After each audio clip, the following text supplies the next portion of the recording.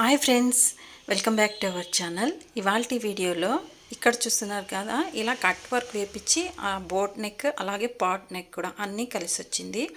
ఇలా వచ్చినప్పుడు కన్ఫ్యూజ్ లేకుండా నెక్ కూడా ఎక్కడ హెచ్చు తగ్గులు రాకుండా షోల్డర్ దగ్గర జాయింట్ పీస్ పడకుండా నీట్గా ఎలా కటింగ్ అండ్ స్టిచ్చింగ్ చేసుకోవచ్చు అన్నది ఇవాల్టి వీడియోలో చూపిస్తున్నాను. మీరు ఛానల్ని ఫస్ట్ టైం చూస్తున్నట్టయితే సబ్స్క్రైబ్ చేసుకోండి, వీడియోకి లైక్ చేయడం ద్వారా మన ఛానల్ని అయితే సపోర్ట్ చేయండి. ఇప్పుడైతే కటింగ్ చూద్దాము.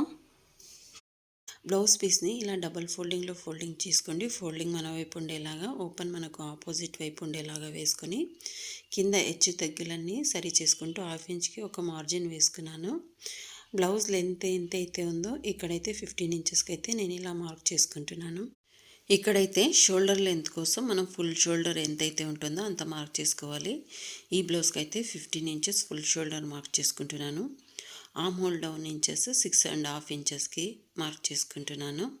ఇప్పుడు చెస్ట్ లూజు బ్లౌజ్ మెజర్మెంట్లో చెస్ట్ మెజర్మెంట్ మెజర్ చేసుకొని 4 భాగాన్ని చేసుకోవాలి. ఇక్కడ 32 ఇంచెస్ చెస్ట్ మెజర్మెంట్ని 4 భాగాలుగా చేసుకుంటే నాకైతే 8 ఇంచులు వచ్చింది. 8 ఇంచులకి ఒక డాట్ పెట్టుకున్నాను. బ్లౌజ్లో చెస్ట్ మెజర్ చేసుకొని దాన్ని 4 భాగాలు ఒక భాగాన్ని ఇలా మార్కింగ్ చేసుకోండి. నడుము లూజ్ కూడా అంతే.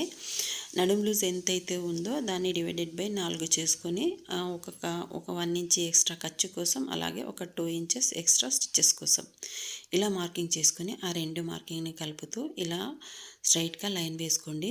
ఇప్పుడు హామోల్ రౌండ్ కోసం ఈ మూల ఉంటుంది కదా, ఇక్కడి నుంచి 1 ఇంచ్కి ఒక మార్కింగ్ చేసుకొని అవన్నీ కలుపుతూ ఇలా క్రాస్గా స్కేల్తో మార్కింగ్ చేసుకోండి. ఇది చిన్న సైజ్ బ్లౌజ్ కాబట్టి 1 ఇంచెస్ అయితే క్రాస్ తీసుకున్నాను. అదే పెద్ద సైజ్ అయితే 1.5 1.5 ఇంచ్ అలా తీసుకుంటే సరిపోతుంది. ఈ ఆర్మ్ రౌండ్ వచ్చేసి 15 ఇంచెస్ కరెక్ట్గా వచ్చింది నాకే.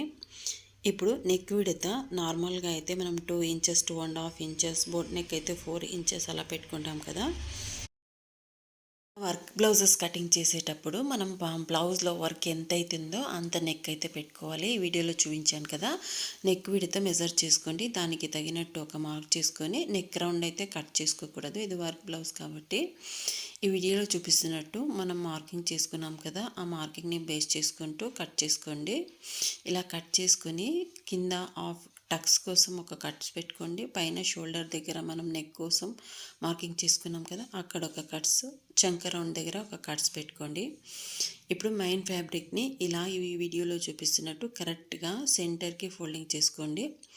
వర్క్ ఒక దానిపైన ఒకటి వచ్చేటట్టు ఎక్కడ హెచ్చు తగ్గులు లేకుండా సరి చూసుకుంటూ ఇలా క్లాత్ అనేది ఫోల్డింగ్ చేసుకోండి. ఈ ఫోల్డింగ్ కూడా ఫోల్డింగ్ మన వైపు ఉండేలాగా ఉండాలి, ఓపెన్ మనకు ఆపోజిట్ వైపు ఉండేలాగా ఉండాలి. ఇలా పెట్టుకుంటూ మనం ఇందాక కట్ చేసుకున్న లైనింగ్ని దీనిపైన పెట్టేసి చుట్టూ ఒక 1 ఇంచ్ ఎక్స్ట్రా క్లాత్ ఉండేలాగా కటింగ్ చేసుకోండి. ఈ షోల్డర్ అంటే మనం హామోల్ జాయింట్ ఉంటుంది కదా, అక్కడైతే 1 ఇంచ్ కంపల్సరీ ఎక్స్ట్రా తీసుకోండి. మనం స్టిచ్చింగ్లో ఏదైనా హెచ్చు తగ్గులున్నా అడ్జస్ట్ చేసుకోవచ్చు. మనం కరెక్ట్గా కట్ చేసుకున్నామంటే ఇలా స్టిచ్చింగ్లో కొద్దిగా ఏదైనా నెక్ విడత అలా ఎక్కువ తక్కువ అయినప్పుడు పీసులు పడతాయి. అలా కాకుండా కొద్దిగా ఎక్కువనే కటింగ్ చేసుకోండి. ఇప్పుడైతే స్టిచ్చింగ్ కోసం చూడండి, మెయిన్ ఫ్యాబ్రిక్ని ఇలా వేసుకొని కరెక్ట్గా మిడిల్కి చూసుకోవాలి. మిడిల్ చూసుకొని ఒక కట్స్ పెట్టుకోండి. చిన్నగా ఒక మార్కింగ్ చేసుకొని ఈ మిడిల్కి అయితే ఒక కట్ పెట్టుకోండి. లైనింగ్ క్లాత్లో కూడా అదేవిధంగా సెంటర్కి ఒక కట్స్ పెట్టుకోండి. ఇప్పుడు మెయిన్ ఫ్యాబ్రిక్కి పెట్టుకున్న కట్స్ అలాగే లైనింగ్ పెట్టుకున్న కట్ ఒక దానిపైన ఒకటి వచ్చేటట్టు కరెక్ట్గా మిడిల్కి చూసుకొని ఇలా మార్కింగ్ చేసుకోండి. ఇలా మార్కింగ్ చేసుకొని మనం కట్స్ 2 ఒక దగ్గరికి వచ్చేలాగా ఇలా పెట్టుకొని సెంటర్కి ఒక స్టిచ్ వేసుకోండి.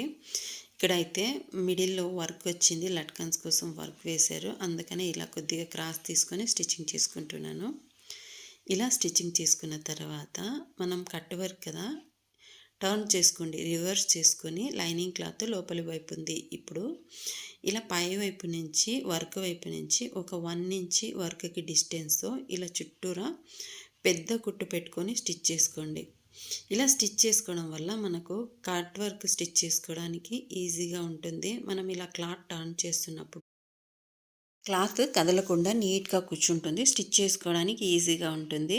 కట్ వర్క్ అంటేనే మనం ఇలా తిప్పుతూ, తిప్పుతూ కుట్టాలి కదా! అందుకనే ఇలా స్టిచ్ చేసుకున్నామంటే మనకు కట్ వర్క్ స్టిచ్చింగ్ చేసుకోవడానికి ఈజీగా ఉంటుంది. ఇప్పుడు ఫుట్ అయితే అడ్జస్ట్ చేసుకుంటున్నాను. మనం వర్క్ ఎటు సైడ్ ఉంటుందో అటు సైడ్‌కి ఇలా ఫుట్ అయితే ఇదే ఫుట్ అడ్జస్ట్‌మెంట్ ఫుట్ అండి. ఇదైతే ఇలా అడ్జస్ట్ చేసుకొని కట్ వర్క్ పక్కనే స్టిచ్ వచ్చేలాగా స్టిచ్ చేసుకోవాలి.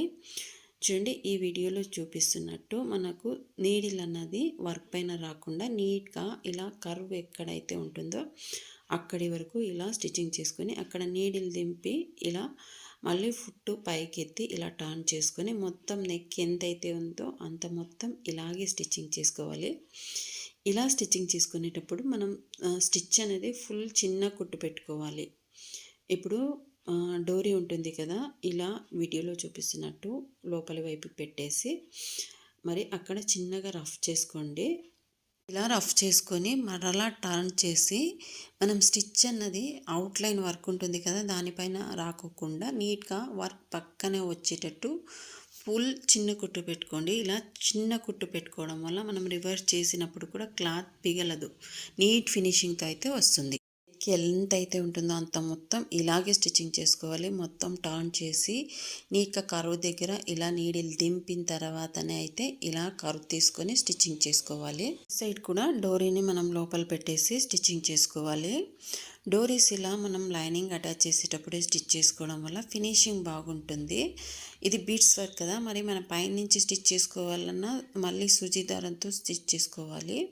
అలా కాకుండా ఇలా లైనింగ్ అటాచ్లోనే స్టిచ్ చేసుకున్నామంటే మనకు టర్న్ చేసుకోవడానికి కూడా ఈజీగా ఉంటుంది. ఫినిషింగ్ కూడా చాలా నీట్‌గా వస్తుంది. ఇలా ఎండింగ్ వరకు స్టిచ్ చేసుకొని మన క్లాత్‌లో ఒక 3/4 ఇంచు క్లాత్ వదులుకొని చుట్టూ లోపల ఎక్స్ట్రా క్లాత్ మొత్తం కటింగ్ చేసేసుకోండి. ఒక 1/2 ఇంచు క్లాత్ ఉంచుకొని ఇలా కర్వ్ తీసుకుంటూ కట్ చేసుకోండి. నీట్‌గా ఇలా కట్ చేసుకునేటప్పుడు మనం స్టిచ్ వేసుకుంటాం కదా! స్టిచ్ పైన కట్ రాకుండా నీట్‌గా కొద్దిగా స్లోగా అయితే కట్ చేసుకోండి. ఇలా కట్ చేసుకుని చిన్న చిన్న కట్స్ పెట్టుకోవాలి. కర్వ్స్ ఉంటాయి కదా! అక్కడ చిన్న చిన్నగా కట్స్ పెట్టుకోవాలి.